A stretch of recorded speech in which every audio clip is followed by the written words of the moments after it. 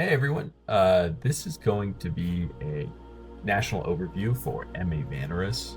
This is a nation I really enjoy playing. A while back, I went on a bit of a theory crafting rabbit hole with this nation.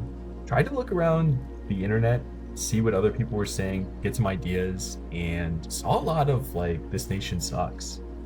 And I thought that was really interesting because when I was doing a lot of these theory crafting, I just was uncovering just so much power, a lot of really strong ideas and concepts that you can employ with this nation in order to become. So I ended up joining a multiplayer game. I ended up accidentally joining two multiplayer games and ended up winning them both somehow. So this nation has a ton of power, and I'm going to show you exactly what is strong and what to avoid in this nation. So maybe a good starting place for this video would be their mages. So this Vanarusian Sage on first glance may seem not very strong. However, it's got a lot of good stuff it can do. Let's talk about kind of the randoms. This nation is going to be very random dependent. But law of big numbers, you're going to get kind of an even distribution of everything. So this A2 in the early game is going to be Mistform buffing your guys in combat. This G1 is going to be luck buffing your guys in combat. And this Blood 1 is going to be blood hunting, specifically when you get to Construction 5 and you're able to get those Sanguine Dowsing rods out. So they are blood hunting at a level 2 blood. This is really important because of changes made from Dom 5 to Dom 6. Blood 1 is not really going to be super efficient when blood hunting compared to a Blood 2, which is like 80% suggestion rate or something like that. So this in here is going to be your most useful combat and utility mages. However, everything else kind of has their niche. Usually when you get anything in this range, it's mostly going to be a lab rat, forager, utility mage. These F1s are going to be your, if you're making lightless lanterns, things like that. And then you can also do stuff like corpse constructs a little bit later in the game. And that's going to be your Vanarusian Sage. These are going to allow you, because they have 15 research a pop with this Adept Researcher, they're going to allow you to keep a research edge on your opponents. That's going to be really key in order to stay ahead with this nation.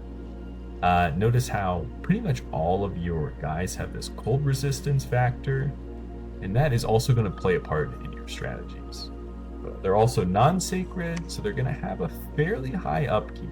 So you're going to want good scales in order to pay for constant Vanarusian Sage production on all your forts. Excellent. So that's a little bit about the Sage. Next one we're going to cover is this Vanabog. And Vanabog is going to do a ton of different things. I initially thought that this was not a very strong element of your nation. However, after playing, this is super strong. Can do a ton of different things. Maybe around turn 12 to 14, you're going to want to stop making any other mages in your capital and just focus exclusively on Vanabogs. Yes, they are expensive. However, they just do so much for you. So let's talk about their paths and their randoms. So these are their randoms that they get. So the blood randoms are going to be your B2s. Those are going to be your lifelong protection foragers. That's going to be a nice key element to mix in with your armies. Also add on to your Vanabog thugs as a really nice item. And then later on, you can also stick those on some assassins, and we'll talk a little bit about that later. So lifelong protection. And then also, these are all thug capable. And they really get good mileage out of Construction 5 gear, and then sticking some glamour gems on them so they can do things like Horrible Visage, Shroud of Bewilderment, and really take on any amount of PD possible. So these are all going to be thug capable. However, your B2s are going to be your thugs and also lifelong protection forgers. Probably don't blood hunt with these. These are not dedicated blood hunters. if they're just laying around and happen to be able to blood hunt, I don't hate that, but don't use the blood twos as blood hunters. Not really what they want to do. However, those guys, these also have another usage, which is if they're just laying around in your forts. Vanarus is a nation that can perform blood sacrifices, and you may not think this is super strong, but later on I'll show you that this actually has real game application. So if these are sitting around in your forts, make sure your blood, what's it called? Blood sacrificing. Yeah, make sure you're blood sacrificing with these guys. If they're just laying around in your forts, not doing too much, you don't have a usage for them at the moment, make sure you're blood sacking with them. Cool. Your next random is going to be your G2 randoms, and these are going to be, again, really strong thugs. Shroud of Bewilderment and Horrible Visage. Those are going to be your strong thugs. They also get access to Wailing Winds, and you can either Sabbath those up or put some boosters on them in order to have those walking around with your armies. And that's going to be a very powerful battlefield enchantment. Next is going to be your D2s. Your D2s are super interesting because those you're going to want to bank up. You're not really going to want to use those as thugs. You can use those as thugs, and they're going to be your strongest thug variant probably, but your D2s of this are going to be your strongest role. You want a lot of death too. And why is that? It's because you actually can use Winds of Death as a battlefield wipe, so you can Cloud Trapeze these guys in the magic phase, Winds of Death, and then if you have Astral on your Pretender, forge a Ring of Returning, stick it on these guys, and essentially you get a really nice magic phase battlefield wipe option in the kind of later mid-game, let's call it. The D2s are also going to be Skull Mentor forging to bootstrap your research, and then they can also be really powerful thugs with either stick death gems on them, give them the skull staff, and soul vortexing, and that's going to be really strong.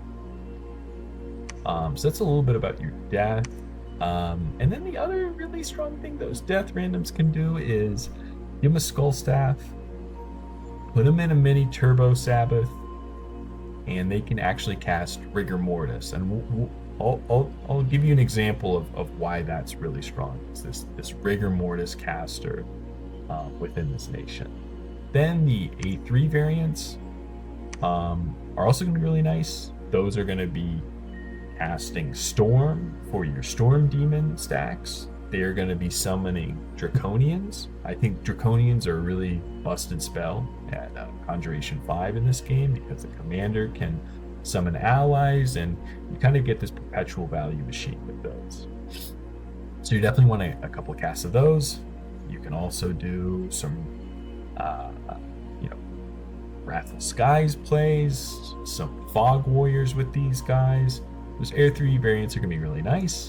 And then also you're going to get this Fire variant, which is going to allow you to, and those are probably going to be your hard thugs here. Those are going to be casting Shroud of Splendor, Fire Shield on top of Shroud of Bewilderment, Personal Misform. So it's a really nice thug script that's going to allow you to take over any amount of people. So that's a little bit about the Vanabog. These are really nice raid options with Magic Phase. They have Battlefield Wipe variants. They have Winds variants. I mean, this is going to allow you to do a ton of different things that are all really strong. So Vanabog, fantastic, cap only mage. Then we move on to the Vyedma. So Vyedma, I think, is your best mage. And this is a mage you'd love to have pretty much in any nation. So the Vyedma and the Vyedun, I guess is how you pronounce it, are both going to be recruit anywhere out of forests. So if you lab a forest, you're going to be able to produce one of these every 2 turns because they're rec points. So let's talk about usages for the Vyedma. So these are their randoms. So they get nature, water, air, fire. These are going to be amazing sight searchers. And they're also going to be fantastic battle mages and forgers. So what are the strongest things you can do? So you really want these nature randoms. And I think a really strong concept in this nation is that if you get a nature 2, you can cast Strength of Gaia, which is going to allow them to go to nature 3. And then with another gem, they can actually cast Foul Vapors. So you get a 1 in 4 chance for a naked, you give them 4 nature gems, and they cast Foul Vapors on like combat round 3. And that's especially strong because these guys are stealthy. So you can have essentially just Foul Vapors traps all around. And that's really good. They also, these nature 2 variants are great at casting Brute Barkskin on your guys once you hit Alt 4 in the early game. They also get Water 2 variants. Those are also fantastic because you can cast Quickness on your guys and point buff them that way. And then also you give those a Robe of the Sea, and then they are able to cast Grip of Winter at the start of the battle. So that's the Water 2 variants are also going to be really strong. Then you can, these other ones are not so good. More of a duds, but they can cast like Moss Body on guys, give them an Earth Gem, and they are casting gifts of Summon Earth Power, Giant Strength Warriors, or whatever that strength buffing spell is called. So really capable combat casters. Also great forgers, Kithrionic Lion Pelts, Coral Blades. They're going to be casting good stuff. However, they are just like really strong battlefield, very efficient battlefield enchanters with that Grip of Winter and then Foul Vapors. And you can combine those in different ways, and you'll see how that's just amazingly strong in this nation. The Vyedma is very similar. Everything else pretty much applies. They don't get those Water 2 variants. However, they do get Air 2 variants, which are going to be pretty similar to the Vanarusian Sage guys. But these are different because they get Fire 2. And Fire 2 is going to be really nice because they're able to forge a summon Zemays. And Zemays are going to be a strategy I think you're going to want to employ as this nation. And that's really good because you can forge 2 of the Dragon Master items, which give Dragon Mastery. So if you summon a Zemay, usually I think it's 5 gems for 1, but if you stick the Dragon Crown and the Dragon Scepter on these F2s, they're going to summon 3 Zemays for 5 gems, and I think that's value. I think you're going to want to be doing that and constructing these, I'll call them Zemay farms as these Vyedmas. The F2s are also going to be really good for casting Flaming Arrows, and Flaming Arrows is going to be your main counter, I believe, to undead respawn nations. So people love picking Asphodel and Airmore in multiplayer games, and you need a counter to that. You need a mass counter, and I believe that counter is going to be Flaming Arrows on masses of your archers and being able to just mow down that bullshit free spawn chaff that they love. Just, hey, here's a stack of 800 skeletons, on turn 15 or 20. Like, good luck. You can't deal with that any other way. So I think that is your solve and your toolbox for that in the kind of early mid game. So that is what makes the Vyedma special. But I think hypothetically, you want to make 80% Vyedma out of your Forest Labs and maybe 20% Vyedma. You're really rolling for these F2s. It is pretty much the only reason why you would make the Vyedma. They're also a little bit more expensive. So that's a little bit about the mages. What are some other concepts you can employ as this nation? Well, I think one of the other really interesting ideas you can employ is Blackheart assassinating. And I think this is going to be really strong because, if you hit construction 7, you're going to make Blackhearts. You have stealthy mages. your forest, your Vyedma and Vyedun, and you're gonna be able to make a bunch of black hearts in kind of the mid-late game, be at construction 7.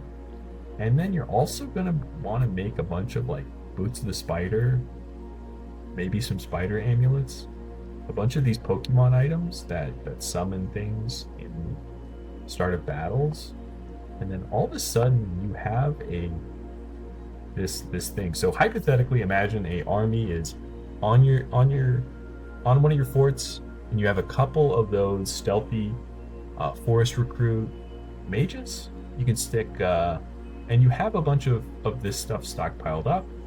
You can stick those black hearts on your guys, bottle of living water, and those guys can also summon elementals, right? So if you have a water 2 in your fort, you can have them, cast a water elemental, and this is very budget. You can boots of spider, handful of acorns.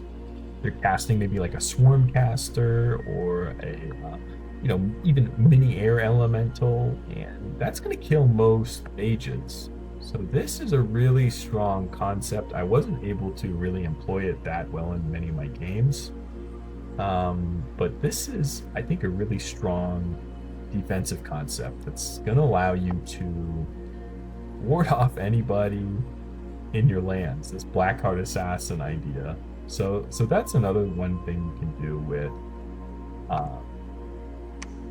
your forest recruit guys.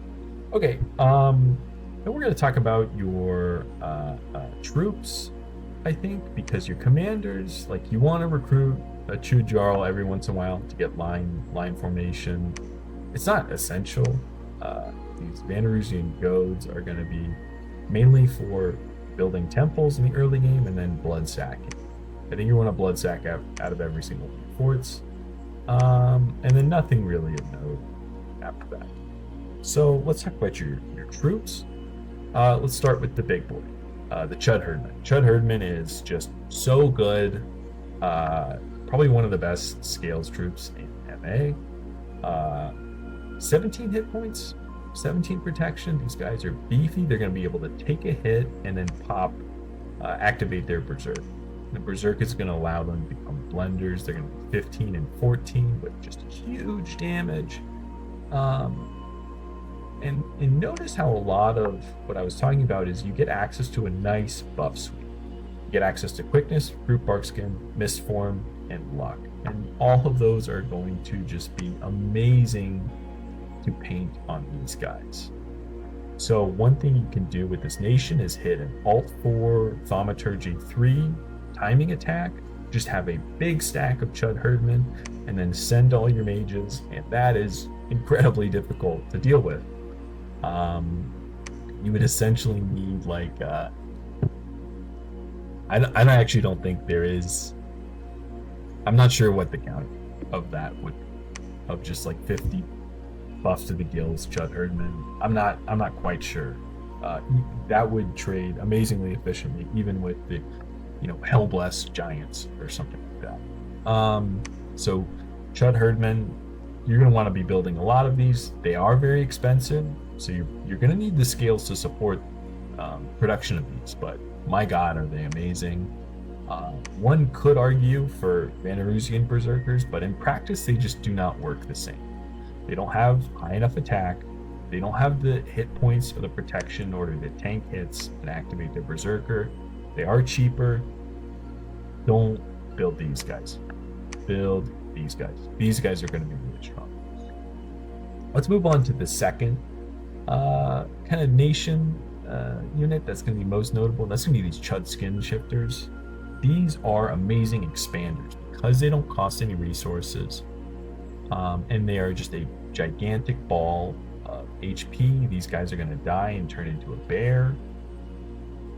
Fantastic for maybe turns 1 through 4 you make these, and then you never make them ever again. These guys are a trap. These guys are just too expensive for what they do. Once you get enough resources, once you start cleaning the cap circle, you're going to want to make Chud Hirdmen. Trust me on this. These guys are just not, they don't do what you want them to do. The bear form just does not do enough. These guys just don't have the attack density of the Chud Hirdmen. Very expensive. It doesn't, outside of expansion, it doesn't justify their cost. So Chud Skinshifters, great expanders, but other than that, they are a trap. So recruit these turn 1 through 4 and then never recruit them ever again. Next notable is going to be Oathbound. These guys are also going to be, you're going to want to be building these in expansion and then forever after that. These guys are really nice, and I think they function very well without a bless. I don't think this nation needs a bless on these guys, nor really cares for a bless. I favor a heroism bless with these guys, so they get a bunch of XP stars, and then you can, during expansion, then you can carry that into your first war. A couple things to note here is that they have Glamour. Glamour is just a busted tag, helps them avoid a lot of damage. They have nice protection, nice HP, really nice stats here. They fairly high damage sword attack, but the big tag here is going to be stealthy. Now, stealthy is going to allow them to pair extremely nicely with your Vyedma. You have one Vyedma with precisely 9 of these guys. You use the Vyedma to buff these guys, and it's a nice, real stealthy raid force that's going to kill surprising amounts of PD with that. So these guys are going to be nice raiders. You can stick them in your army, stick them anywhere, really. These guys are going to be fantastic. There are ideas where you have a poison resistance bless, and then you can Foul Vapors with these, and then all of a sudden you have a Foul Vapors resistant nice front line, and you can employ many of those around. I ended up not doing that in my games, but I'll show you some pretender samples where that could be an idea. Where these are going to, maybe a buff box with these guys with Foul Vapors. It's an idea. So Oathbound, 8+, stealthy raiders, combat forces. These guys do it all. Recruit as many of these as you can. Let's move down to Hirdmen. These are going to be nice scales troops, like a little bit better than heavy infantry that are Indies. Notable that they are cold resistant, so they resist grip and winter. But these are going to be, you're going to recruit some of these. You don't want to just make all Chud Hirdmen. You're going to want some of these guys from your forts in order to just fill space. And they fill space really nicely. Not much else to say other than that. Don't recruit these guys. They just don't deal enough damage. Changes to piercing and Thaum 6. Just don't favor these guys. Vanarus and Huskarls. Yeah, if you're going up against like giants or something like that, these are fine filler, but they're filler. Don't recruit these guys. They're good enough. And then the archer, like what I was talking about earlier with flaming arrows. You can recruit a ton of these guys. They're a 20% discount over indie archers. They have god-awful morale. I don't know. That's kind of theory crafting. I've never actually went up against a undead nation, but maybe don't recruit these. These guys have terrible morale. Yeah, you're probably better with indie archers. Why these guys have 8 morale is unknown, but yeah, don't recruit these. I guess recruit indies instead. So that's a little bit about the nation. A couple other things are going to be your summons. So let's go over your summons with this nation, and I'll go over this fast because there's a lot of them and most of them are not good. So first of all is your Simargl. These are going to be very nice for patrolling for your blood hunters. They get a nice patrol bonus. However, they are very mage turn inefficient. You have to do 1 mage turn to recruit these. You need like 7 or 8 in order to fully patrol out a full blood hunting province of 5 or 6 blood hunters. So surprisingly, it does actually come close to Call of the Winds as far as like efficiency and yeah, but you should probably be making these in order to patrol your blood hunting provinces because they do get this nice patrol bonus of +10. Excellent. Next is going to be this Firebird. People make Firebirds because they have this Bringer of Fortune tag, and you can, hypothetically make these, and over a very long period of time, they're going to pay for themselves with good events. Don't fall into the trap. Vanarus is not a Firebird farming nation. Don't do this. Just take luck scales if you want. Take growth scales. Don't do this. This is a horrible waste of your fire gems. You need your fire gems with this nation. Don't make Firebirds. Next is the remote spell, Send Lady Midday. This is actually I actually used this in one of my games, and it was fine.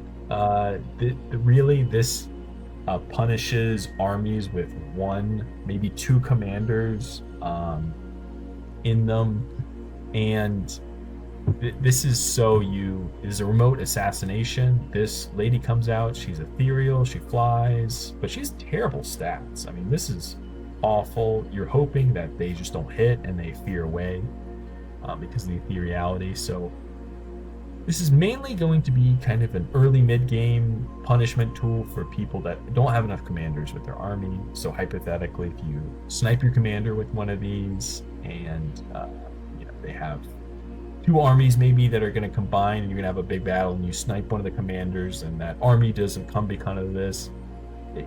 Situations like that. I mean, it is fairly expensive at 5 gems. This is castable from your Air 3 Vanabogs. So a tool in your toolbox, but you're not going to want to be spamming this. It's a very niche, precise applications against things that this could kill. And this will die to like an indie commander if you get a bad roll. So, I mean, it's niche for sure. Next you have your Astral guys. This is a Seren. Keep your Astral, probably for something better. I mean, this is a Dream Seducer, so you can put Pokemon items and have this do stuff. Problem is you don't have Astral 2 mages, and Astral 2 mages are probably going to be doing other things. So, niche consideration, but so probably don't even focus on this. Next is your this spell, Send Vodnoyev, Vodienoi. I don't know, the fish lady. So this is actually a remote summon. So this is a crucial part of your strategy, believe it or not. So what you're going to do is, at some point, take over a water province, send this lady into that water province, lab it up, and then you're going to want to start making Robe of the Seas to give to your Water 2 Vyedmas, and those are going to be your Grip of Winter casters. So you have just like a couple Grip of Winter casters for all of your armies. Excuse me, like one for each of your army. You know what I mean.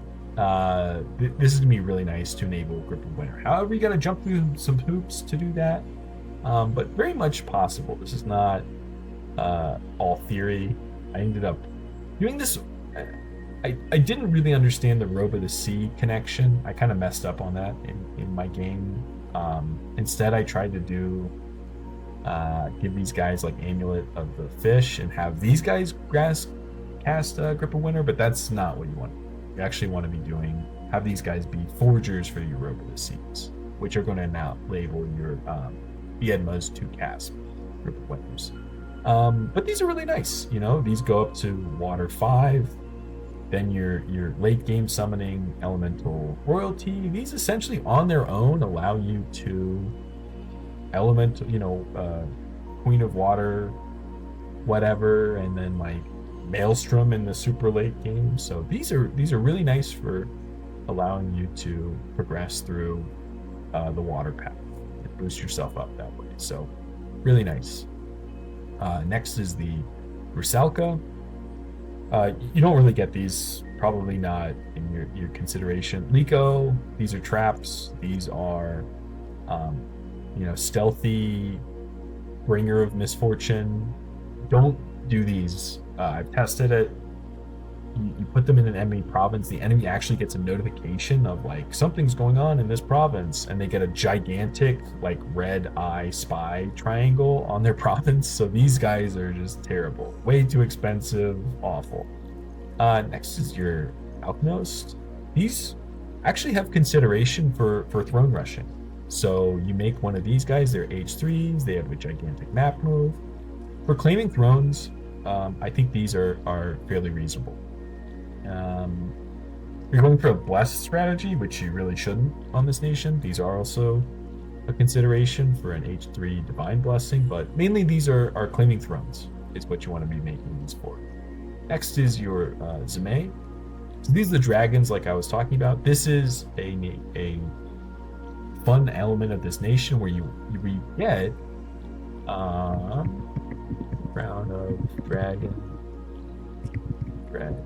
So you get access to both the Dragon Crown and the Dragon Scepter, which is really nice. And these are 2 items that are going to give you this Dragon Mastery tag. So whenever you summon a dragon item, so this is also, excuse me, let me rephrase this. So these give you the Dragon Mastery tag, which whenever you summon a dragon-like creature, they're going to give you +1 to that. So if you hit 5 on this, and you have one of these on your F2s, they're going to be able to summon 2 Zimes, and then with the Dragon Scepter, that's actually 3 Zimes. So these are going to be really nice units to mix into your different armies, especially when you're getting things like army-wide buffs going. These are going to be really strong when buffed up with like Army of Giants, put Mist Form on these guys, Fog Warriors, kind of later mid-game stuff. These are also really nice just to tag along unbuffed on your armies, because you get a nice efficient summon of 3 for 5, especially when you hit Construction 7. So these are really nice. You can still forge them with the Dragon Crown. Maybe hold off until you get Dragon Scepter. I don't know. Depending on your game state, these are really nice summons because they have flying, 3 attacks, and then a Drake Fire. In practice, they actually do die really quickly because they just get surrounded. They don't have any defense. They have a fairly low protection score, and they kind of get surrounded and die a little bit quicker than you'd like. But if you can really make critical mass of these are fantastic. So that's the Summon Zime. Let's move on to the next summit. Bukavak. This is like a remote attack. You have to be underwater to cast this, but this is really nice for counter raiding in the sea as a kind of a niche use. These are castable by your Vodnaev, so these are with a booster. So kind of interesting. If these do take over an enemy province, it actually has a gray flag, so nobody controls it. It kind of sets it back to neutral. So if you magic phase this into an enemy province, then move into it with a commander, then you can take it over. I think that's how that works. So kind of interesting. I actually used this one time to success. This should be able to take over enemy provinces. Kind of interesting. Next is the Gamayon. Don't recruit these. Waste of time. Do different things with your astral gems. Bergina. These are a nice summon. But your Vodnaev is just less expensive and just does the same thing. Another thing that's really interesting about your Vodnaev, I'm just going to keep going with that because this name is tough. These are also, they can do this Naiad Warrior. Yeah, this spell right here. Naiad Warriors, and this is a nice water summon here. Kynid warriors, Naiad warriors. Yeah, really nice. Anyway, let's keep moving forward here, because there's a lot to get through here.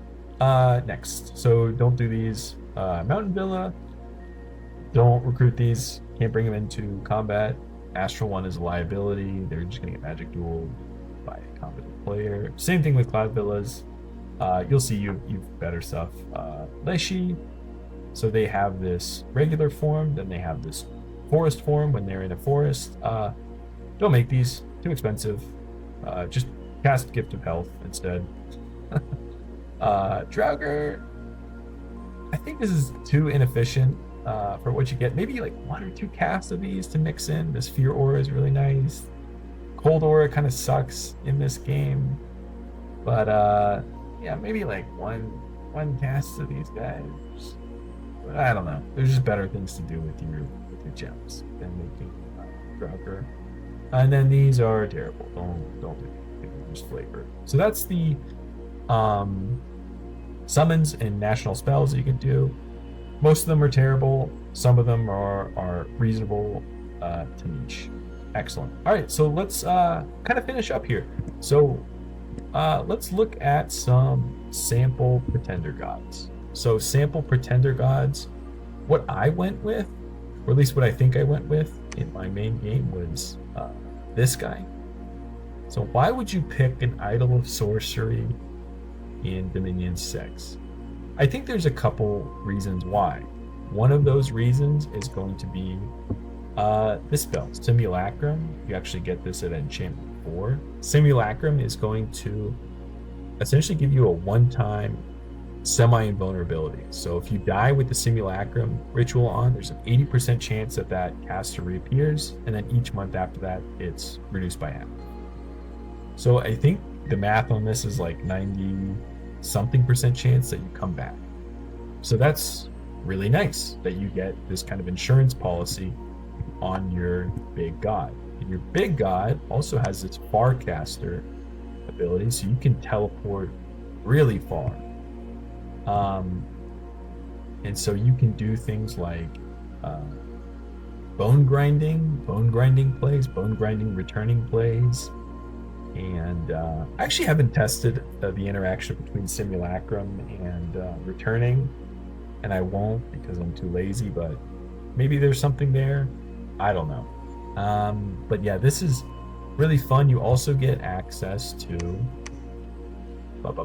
this spell, Project Self.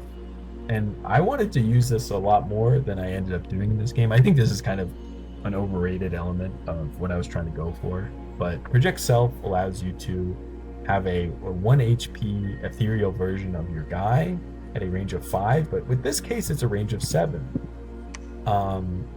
And then if you have D7, you can actually Horde of Skeletons from your Project Self guy, and I think that's kind of a fun thing because it allows you to combo really nicely with your Vyedma. So if you have a Foul Vapor Trap, if you have one of these in hiding, and you attack the province, but you also magic phase on top of that, that stealth attack actually triggers in the magic phase. So you can combo that really, really nicely. So this Horde of Skeletons chaff is going to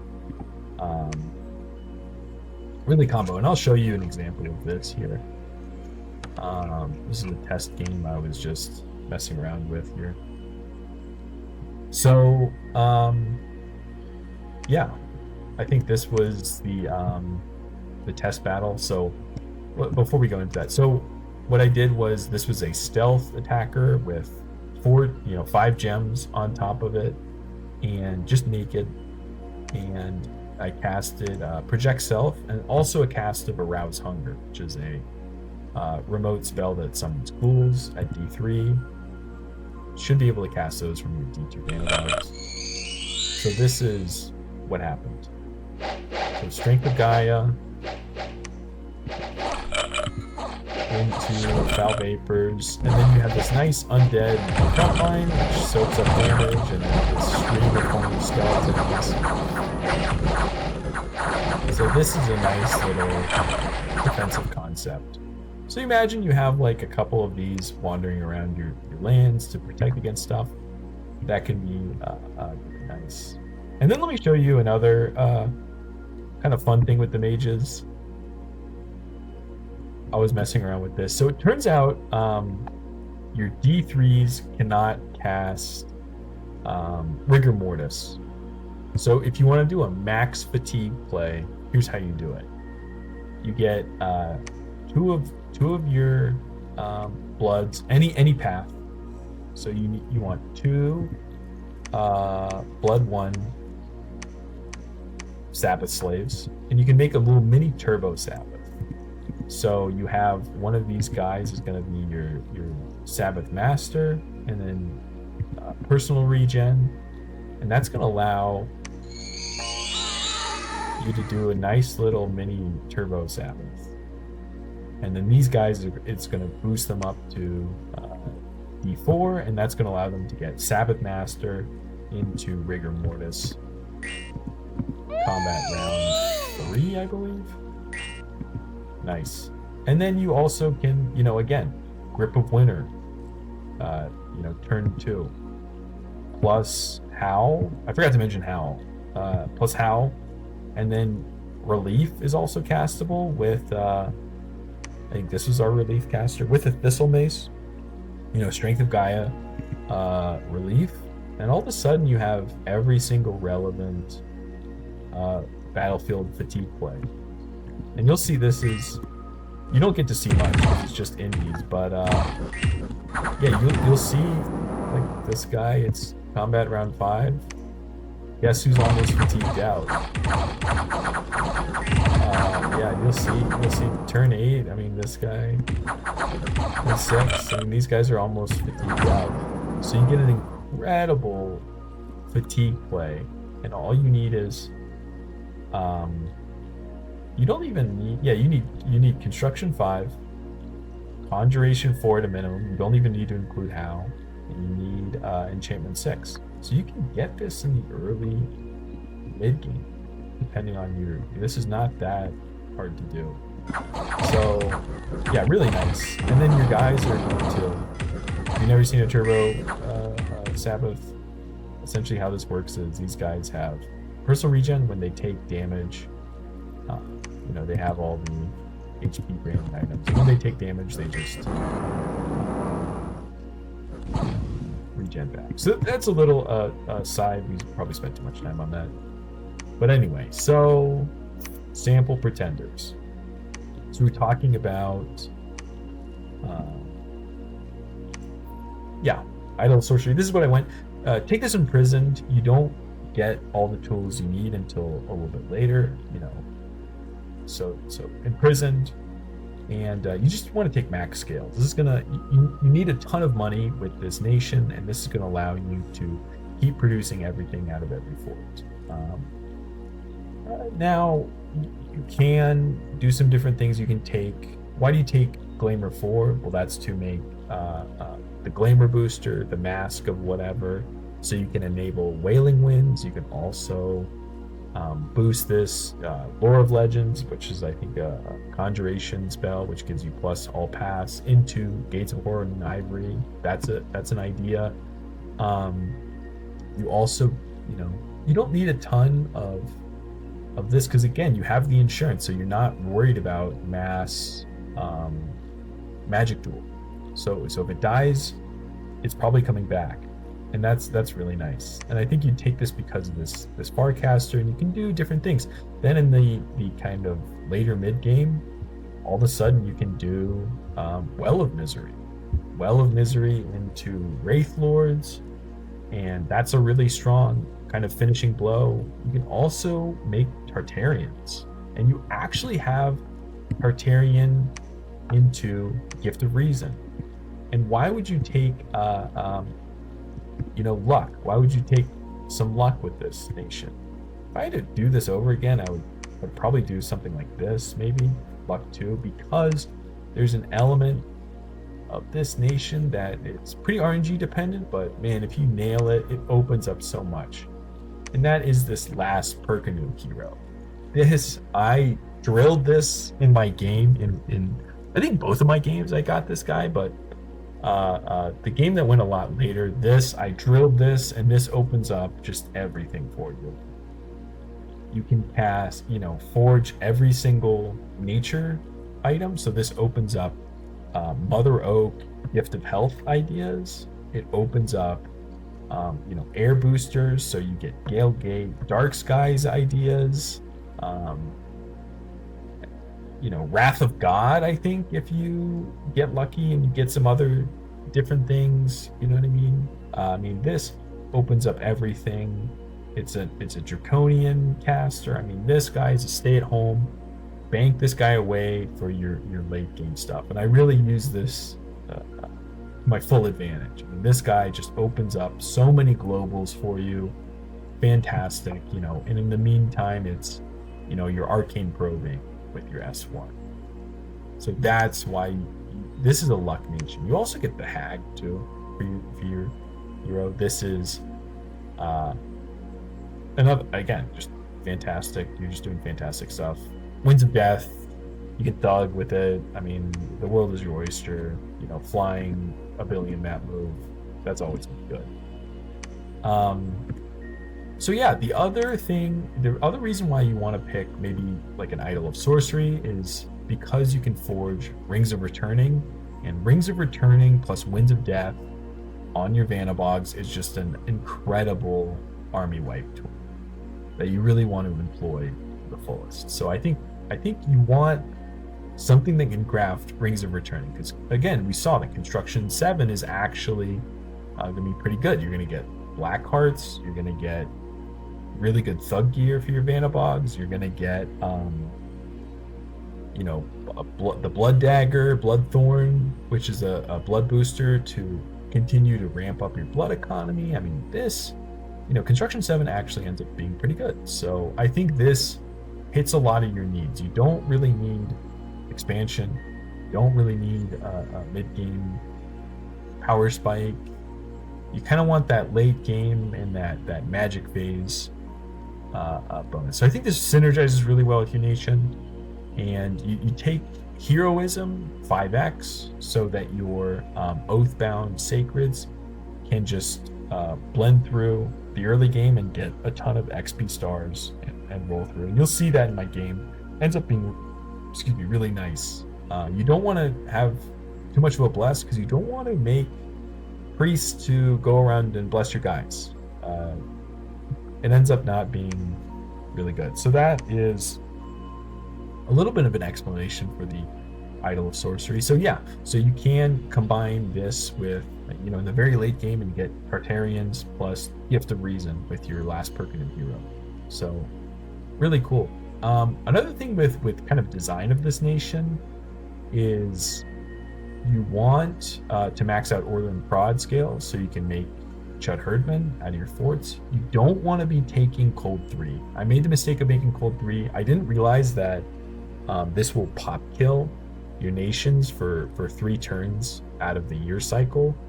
And that's really bad. That kind of cancels out some of the effects of the growth. So you want to keep it at Cold 2. I'm not actually sure if you tank it the other way and take Cold 1, if that pop kills your nation the other way. I haven't tested that, but don't take Cold 3. Cold 3 is a mistake. And yeah, you want scales. You want money, you want resources, you want order. Anyway, enough talking about that. Another sample that's kind of fun is going to be this guy right here. So what does this actually look like is this Svortolf Master's Fit. Now, why would you do something like this? The answer is you get new magic paths cost 20, and so you can staple a bunch of paths to this guy, and he transforms into a Linimir, which is one of your best monster chassis. So what this actually ends up looking like is that Linimir gets a -2 path bonus. So that Linimir actually is a A2, E1, N2, G2. And so you have a magic phase capable of personal regen, Shroud of Bewilderment, Temper Flesh is probably going to be the buff script on that, and that's going to be really devastating in your, first and second wars. What's also nice about this is that you can leave this at home, change form back into the dwarf, and cast Simulacrum on that guy. So then you get insurance. So even if it gets like, one thing I didn't mention is Simulacrum actually, Soul Slay does not cancel out a Simulacrum. So you get Soul Slayed as a Simulacrum, you come back actually still. So that's really cool. So some nice insurance on that. If you mess up, boom, you get it back. This also is forging all your boosters. However, not exactly the greatest scales. You can maybe take this dormant and get those scales up a little bit.